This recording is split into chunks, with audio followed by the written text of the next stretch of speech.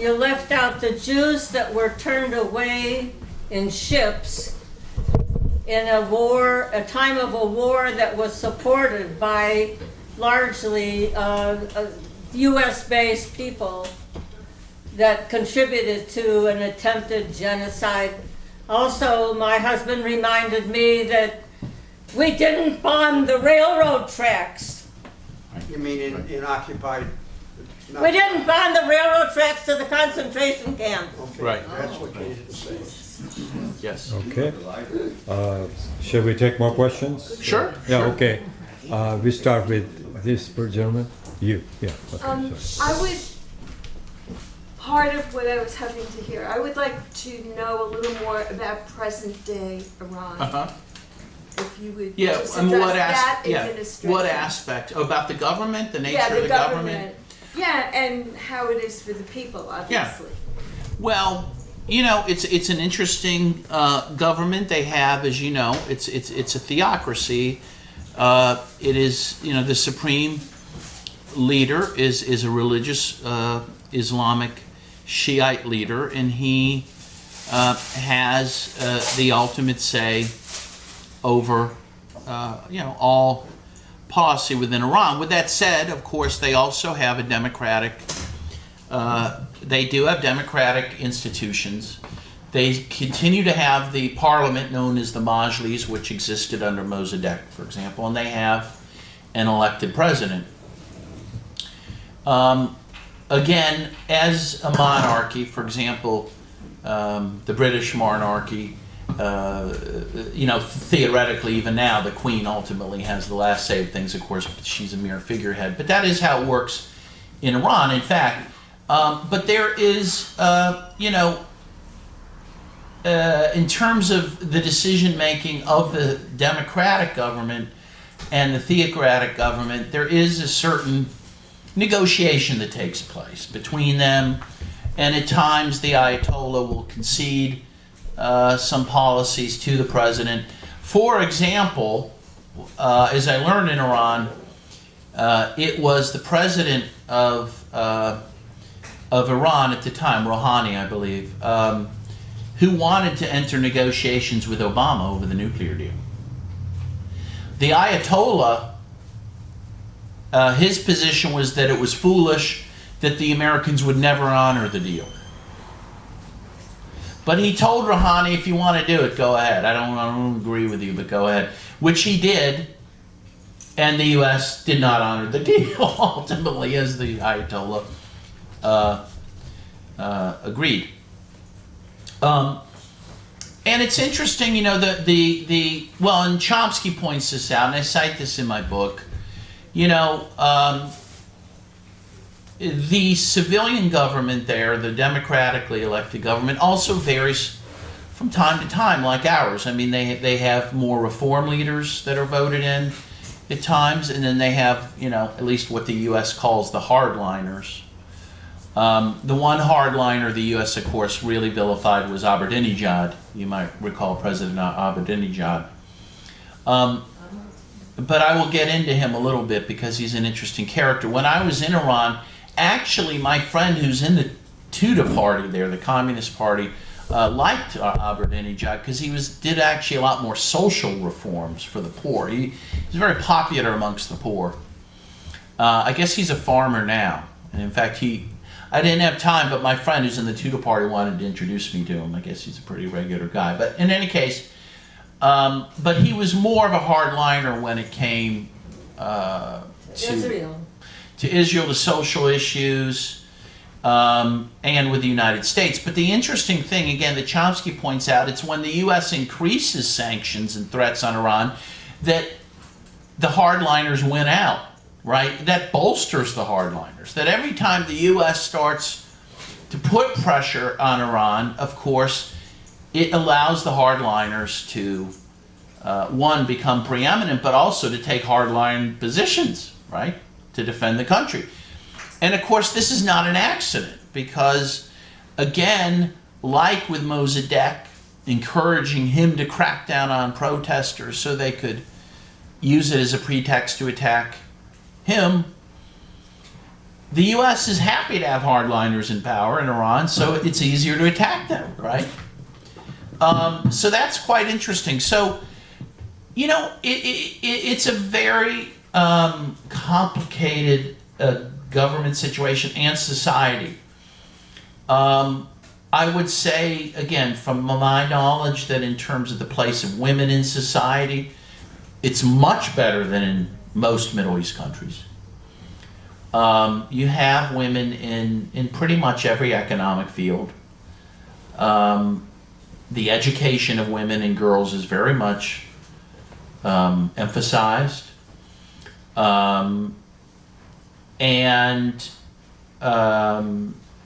You know, it's interesting, you know, women are required to wear a head covering. So usually they wear kind of silk scarves, and it's not the dramatic head covering, again, that you see in Saudi Arabia. In fact, it was interesting when we flew from Frankfurt to Tehran, most of the women on the plane did not have head covering, and then as they announced we were descending into Tehran, everyone put on their head covering. And so, yeah, I mean, there's a struggle there in terms of advancing for women, for gay rights. Interestingly, Iran, in terms of some reproductive rights, is quite enlightened. Abortion is legal there. If you get married, you have to have family planning counseling. And Iran has the largest state-run condom factory in the region. So that's quite interesting. It also has the second largest gender reassignment medical system outside of Thailand in the world. What does that mean? People can have sex changes, and in fact the government will give you money, I think $4,500 if you want to do it. That's part of the anti-gay thing. It is. It's a strange thing. But the point is, for some people, that is, you know, a welcome thing, the trans gender reassignment. So, I mean, it's a country that is quite strange, you know, and it's interesting. It depends on who you talk to. I mean, some of my leftist friends, a lot of my leftist Iranian friends obviously hate the government there, you know, because it has been very anti-leftist. It is a theocracy, which again, most leftists are not gonna like very much. The other thing, at least some, and it depends on who you talk to whether they agree with this position, but one of my more, you know, strident leftist friends from Iran also tries to make the point that, look, it's not even, you know, historically an Islamic country, you know, that it was originally Zoroastrian, and, you know, so even the idea of having an Islamic state is antithetical and anathema to a lot of people there. You know, so look, I mean, I don't want to, I'm always careful because I don't want to be an apologist for the Islamic government. At the same time, I think it is so vilified that I like to at least point out, you know, give the devil its due and say when it does decent things. Internationally, it shows a lot of solidarity for people. When I was in Venezuela, there was an Iranian delegation there to talk to the government about how Iran could provide medicine for Venezuela, for example. I mean, they are objectively anti, you know, U.S. imperialists, certainly, which is one thing that upsets the United States. But again, my view is that, again, Iran is an ancient civilization, a very developed civilization, very intellectual civilization, that if left to their own devices will figure out what kind of government they want. But I think as long as the U.S. is an existential threat to Iran, which it is, let's face it, I think it will be hard for that blossoming to occur because, you know, the government will, you know, continue to ensure its existence, you know, which means, you know, taking on various degrees of repression. So I hope that's a helpful answer. You're welcome. Hello, sir. Yeah, just a couple of discursive remarks. You overlooked the Assyrian community, which is very large in Iran and very ancient. I wanted to mention that TUDA has criticized itself with respect to its latch up with Mossadegh. I should also mention there's a wonderful film about the trial of Mossadegh, and it shows his brilliance and his genius in dealing with the court. And we should also mention the extraordinary film industry in Iran. Some of the great films of the world, Baran, which is an extraordinary film, and many, many others. And some have won Oscars. One even, Offside, where women are sneaking into the soccer game between Bahrain and Iran. Brilliant film. So it's a self-critical, just like even Israel has, it used to have films that had great Arab actors in it and was critical of Zionism, or at least its policy toward the Palestinians. You have that also in Iran. And I think, in my opinion, what preceded the overthrow of Mossadegh and the Popular Front, because TUDA was in a front with Mossadegh, Right. was what happened in Madiun in Indonesia in 1948. It happened again in 56, that the Communist Party was in a bloc with Sarikat Islam, which turned against them and massacred 100,000 people in Madiun. And that was tied, I don't know how tied it was to U.S. intelligence or not, it's still being researched. So these programs go on and on and on. And so you had the Arbenz latch up with the Communist Party, you had the Sukarno latch up with the Communist Party, and Sarikat Islam type other groups. And so they criticized themselves for not defending the thing against the coming plot. And I just like to mention, I was at Roosevelt University when they were attempting to overthrow the Shah, and I met all, tell me. 2 minutes over. Yeah. Let him go on for Let a me go while. till the time comes. It's time's over. So I warned these people, these young men, they're Iranians going back to fight against the Shah, that the Pastaran was going to shoot them in the back, and that's exactly what happened. Thank you, Eliza. You gotta pay attention to what somebody's saying before you cut them off. Okay. You know? How about you? How about you? Okay. I'm going like this. Okay. I've got a couple of things. No, before him. No? Okay, yeah. I have two things. One is the issue of humanitarian intervention. Certainly, if it's done by the United States, is a form of imperialism. It's an ideological justification. However, if there were people on humanitarian grounds who wanted to intervene into El Salvador during the 1980s to rid it of the death squads, I'm sorry, I'm in favor of that kind of intervention. Whether an intervention into Cambodia when the Khmer Rouge was committing genocide to get rid of Khmer Rouge, I just don't think you can outright condemn. Well, actually, there was an intervention. Can I just say, the Vietnamese got rid of the Khmer Rouge, which was interesting. Yeah. I work with the Khmer Rouge. Yeah, all I'm trying to say is that Yeah. to outright be opposed to humanitarian intervention, I think is a very narrow way of looking at things. Second point I wanted to make is that you described the coup against Mossadegh, and lack of a better word, you have limited time. It struck me as very shallow. It made it sound like Mossadegh was convinced to crack down on these protesters, then this Nazi general arrested him, and then he's out of the picture. Now, how on earth was it that this Nazi general was still in the position that he was in? Was this widely accepted by the rest of the military? If it was, why the hell hadn't Mossadegh gotten rid of a lot of those folks? And I could go on with other things. It just seems there had to be more going on than just a matter of a Nazi who's, I don't remember what year Mossadegh got into office. Was it 51? 51. So he had 2 years, and how on earth could a situation as you described it have occurred where he just pushed over just like that? Okay, can I respond to those? Yeah, of course. So let me say one thing on the humanitarian interventionism. You know, first of all, I agree to you to some extent that, first of all, when I'm talking about humanitarian interventionism, I'm talking about it in practice and U.S. interventionism. And as Jean Bricmont, who wrote a great book called Humanitarian Imperialism, points out, the obvious is that humanitarian interventionism only flows north to south. It never, like the Mississippi River, it never flows south to north. That is to say that it is a specific dogma for a specific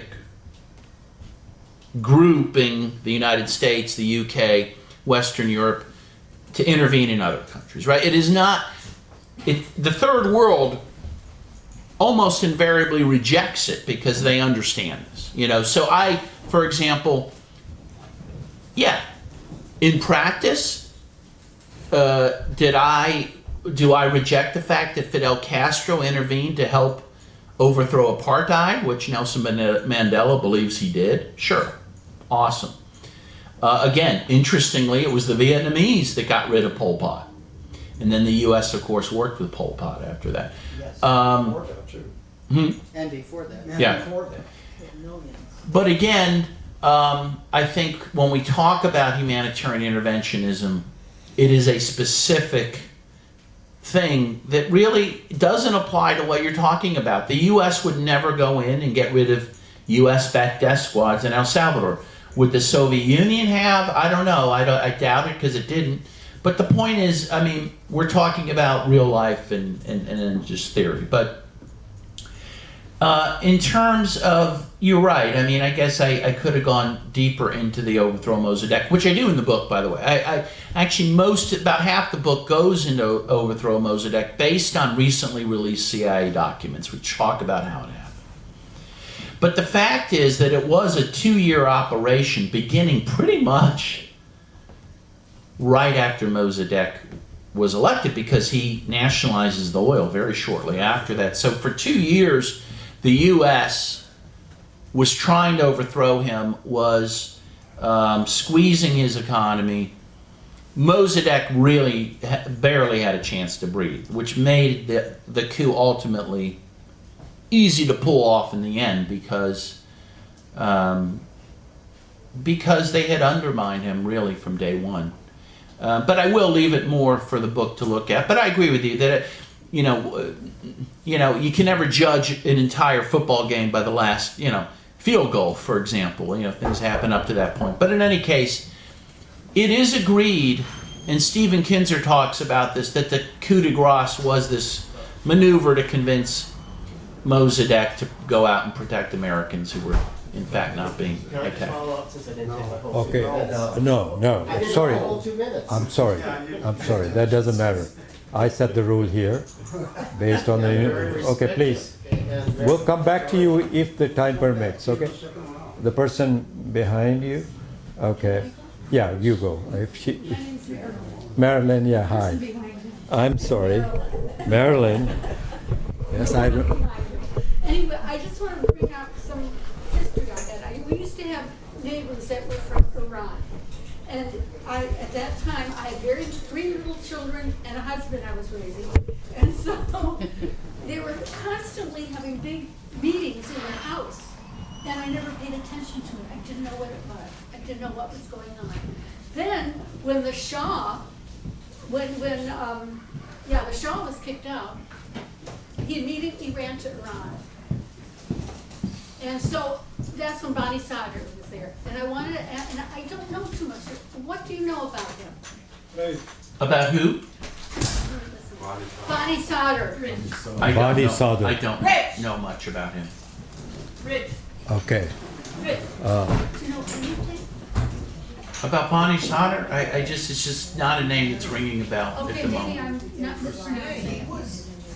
I think he was the prime minister of Iran before the revolution overthrew him, if I remember correctly.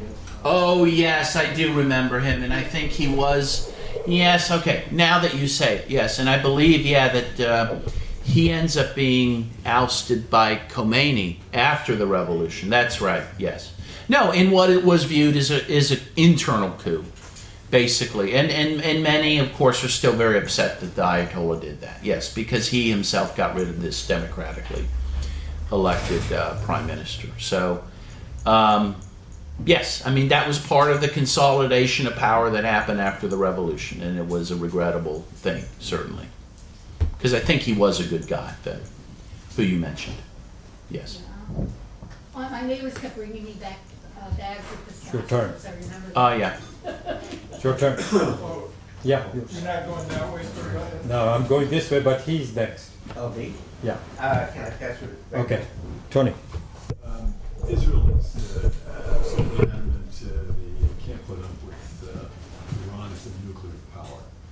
And I don't know how many politicians in the United States have endorsed this idea that it's entirely intolerable for Iran to have nuclear weapons. But if it comes to that, and Iran does end up with nuclear weapons, how do you figure that'll change things?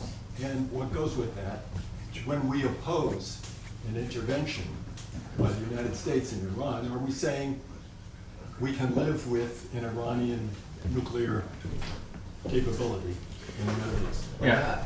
So I would say again, my view, and my honest view, is that Iran is not seeking nuclear military capability. That the enrichment they're doing is for energy purposes.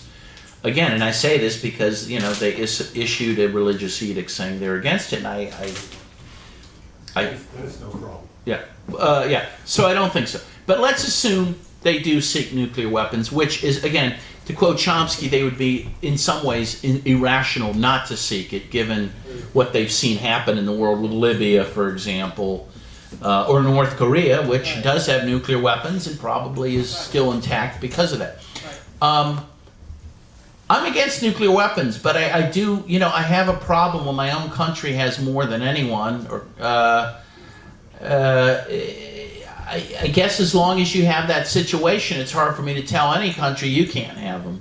So yeah, it's not just. So I guess I would say that I could live with an armed Iranian nuclear state, in part because they would probably use it as a deterrent. I don't see Iran as an aggressive country militarily. Iran, it's been pointed out fairly recently, actually by the Venezuelan foreign minister, that Iran hasn't attacked another country in 4,000 years. Iran is surrounded by 17 different countries, most of which are hostile. I think Iran is seeking some sort of security for itself in a very hostile region. Again, nuclear weapons probably, from some practical point of view, would serve that interest. But again, I go back to the fact that I don't think that is their ultimate goal. Yeah. So. Before the next question, let